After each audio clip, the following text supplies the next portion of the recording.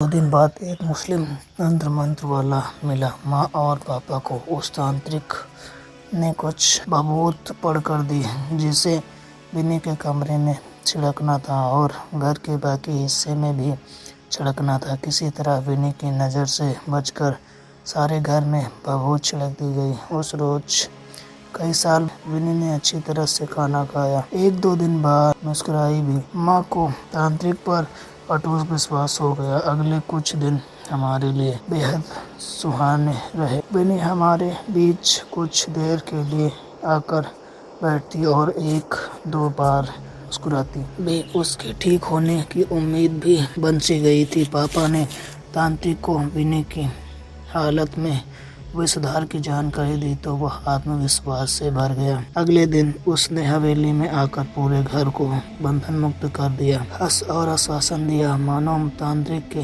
कहे अनुसार सारा सामान पहले ही तैयार कर दिया गया था। समय पर वह हवेली पहुंचा। तंत्र की सारी तैयारियां करने के बाद ओझा ने विनी को बुलाने का आदेश दिया। विनी तांत्रिक को देखकर रहस्यमय तरीके से मुस्कुराई। सफेद रंग की सलवार कमीज उस पर उसने कुछ अजीब तरह से दुपट्टा ओढ़ रखा था, बिल्कुल वैसे जैसे मुस्लिम महिलाएं नजाम के समय पहनती हैं। वीनू को उस रूप में देखकर हम भी शक रह गए। ओझा के नजदीक पहुंचकर वह फिर से मुस्कुराई और मर्दाना आवाज में कुछ फुसफुसाने लगी। उसे फुसफुसाता देखते ही ओझा जमीन पर गिर पड़ा। हम सभी डर गए और हमारा खून जम सा गया। कुछ ही देर में ओझा की आंख पलट गई। उसे देखकर विनी ने जोर से ढाके लगाई और गुस्से में माँ को घूरने लगी। फिर उसने हम सब की तरफ नजर घुमाई और अपने कमरे की तरफ चली गई। हम सभी सन्न थे। किसी तरह पापा ने हिम्मत करके उस ओझा की नब्ज छूकर देखा। पापा के माथे पर पसीने की बूंद झलक रही थी। मुझे आवाज लगाकर पापा ने जल्दी से गाड़ी निकालने का आदेश दिया। वो झांकी टूटी सी सांसें अभी भी चल रही थी और पापा उसे मरने नहीं देना चाहते थे। अनर्थ की आशंका से पापा के हाथ पांव कांप रहे थे। हम उसे किसी तरह अस्पताल भर्ती कराने के लिए लेकर गए और फिर रात तक लौट आए। घर में अजीब किस्म का सन्नाटा छाया हुआ था। मम्मी, सचिन और सोनी एक ही कमरे में सहमे हुए बैठे थे। घर में सबकी मानव स्थिति को समझते हुए पापा ने बाहर से ही खाना ले लिया था। खाना खाने के बाद कोई भी अपने कमरे में जाने के लिए तैयार नहीं था। किसी तरह सोनी को माँ पापा के पास सुलाकर मैं अपने कमरे में लौट आया।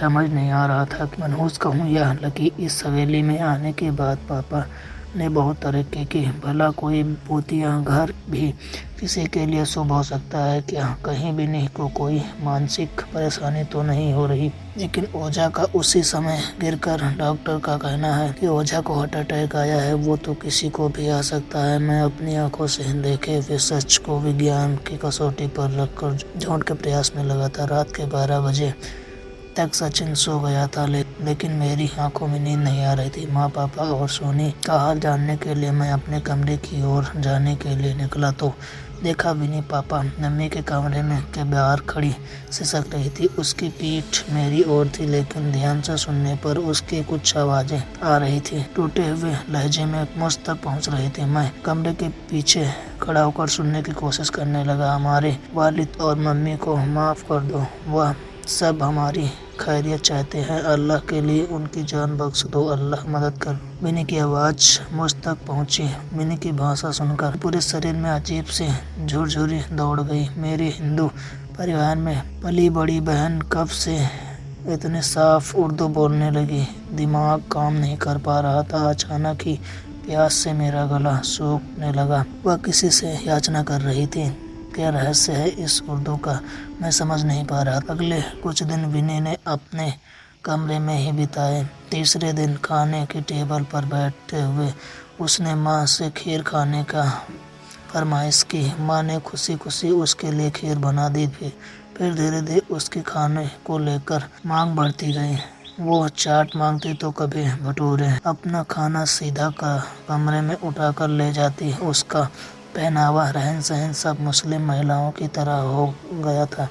एक रोज माँ को बूढ़ी माँ की याद आई। वह अम्मा भी तो मुस्लिम ही थी ना? कहीं उन्होंने ही तो कोई टोना टकरा तो नहीं कर दिया?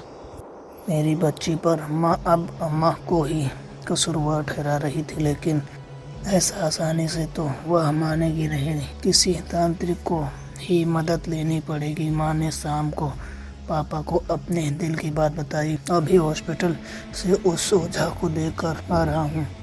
उसके आधे शरीर में लकवा मार गया है, जुबान टेढ़ी हो चुकी है, कुछ भी बोलने या चलने फिरने की हालत में नहीं है। मुझे देखकर वो अजीब गरीब गंगे जैसी आवाजें निकालने लगा। मुझे नहीं लगता कि कोई भी तांत्रिक इस हवेली में आना चाहेगा। फिर भी मम्मी के कहने पर अपने बच्चे की सलामती के लिए पापा कहीं तांत्रिक के पास भटकते हुए, किंतु कोई भी मदद के लिए तैयार नहीं हुआ। 2 महीने बीत गए, हम सभी निराश हो चुके थे। पापा ने बहुत कोशिश की उसका ट्रांसफ़र हो जाए, लेकिन कोई काम नहीं बन पा रहा था। ऐसा लगता था मानो हम गए हैं इस हवेली में। इधर बिन्नी की हरकतें कुछ ज़्यादा ही अजीब हो गई थी। उसकी तबीयत खराब सी रहने लगी थी। 1-2 बार वो चक्कर खाकर गिर पड़ी थी। जब एक दिन उसने खाना को देखकर उल्टी की तो माँ घबराने लगी। कोई उपाय न सोचकर माँ ने बूढ़ी अम्मा के पास जाने का निर्णय लिया। किसी तरह पूछते पाछते माँ अम्मा के घर पहुँची। छप्पर पर एक कमरे का मकान था।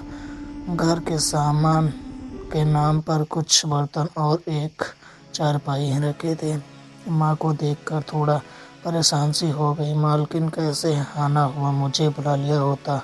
अम्मा, मेरी किसी बात का बुरा लगी तो मुझे माफ़ कर देना। कैसी बातें कर रही हो मैडम जी, कुछ बात हुई है क्या? अम्मा, आपने कहा था कि बच्चों को दूसरे बाग में मत जाने देना, लेकिन एक दिन मेरी बच्ची गलती से वहाँ चली गई थी। तब से माँ ने पूरी कहानी उन्हें बताई। उस कहानी को सुनकर उसके माथे पर चिंता झलकने लगी। ये कैसे हो सकता है? उन्होंने घड़े से निकालकर एक गिलास पानी पिया। आप पहले क्यों नहीं आई? अब बहुत देर हो गई है। क्या मतलब है आपका? खुद को संभालिए मैडम जी, मैं जो बोलने वाली हूँ आप शायद बर्दाश्त नहीं कर पाएंगी। आपकी बच्ची पेट से है। क्या बकवास कर रहे हो आप? मैं सच कह रही हूँ। इतिहास खुद को दोहरा रहा है। यह सब पहली बार नहीं हो रहा है। क्या हो रहा है ये सब? मैं आपको पूरी बात बताती हूँ, आप थोड़ा धैर्य रखिए। मैं अपने अम्मी अब्बू की इकलौती संतान थी। मेरी एक बड़ी बहन भी थी जिसका नाम रेशमा था। मुझसे वह 15 बरस बड़ी थी। तकरीबन 90 बरस पहले की बात है। अब्बू डाक विभाग में चतुर्थ वर्गीय कर्मचारी थे। देश पर अंग्रेज का राज था। अंग्रेज अफसरों ने रुकने और ठहरने के लिए इस आलीशान हवेली को डाक बंगला बना दिया था, जिसकी देखभाल की जिम्मेदारी मेरे अब्बू की थी। अब्बू पूरी ईमानदारी से अपना काम करते थे। मेरे अब्बू वहाँ पर जो आखिरी कमरा है वहाँ रहते थे। उस समय यह कमरा ऐसी हालत में नहीं था। मेरी 13 वर्षीय बहन भी उसी कमरे में उनके साथ रहती थी। धीरे धीरे मेरी बहन गुमसुम सी रहने लगी, फिर बाहर आना जाना बंद कर दिया और अकेले कमरे में बंद रहने लगी। अक्सर रात को दीवार को देखकर अजीब अजीब सी आवाज़ें निकाल रही थी। कभी कभी बैठे बैठे रोने लगती तो कभी हंसने लगती। मेरी माँ को बहन के जन्म के बाद कोई बच्चा नहीं हो रहा था। इसी हवेली में आने के 2 साल बाद अम्मी की कोख फिर से हरी हो गई। उधर अंग्रेजी सरकार ने हवेली की देखरेख के नाम पर मोटी रकम आने लगी। उसमें जब बाहर और गरीब और भुखमरी फैली हुई थी, हमारे घर में अन्न धन भी भरमार था। ऊपर से रहने के लिए आलीशान हवेली। अम्मी अब्बू खुद को भाग्यशाली समझते और अपनी किस्मत पर फख्र करते। उनके जीवन में सिर्फ एक कष्ट था, वो का युद्ध, दिनों दिन बदलाव व्यवहार।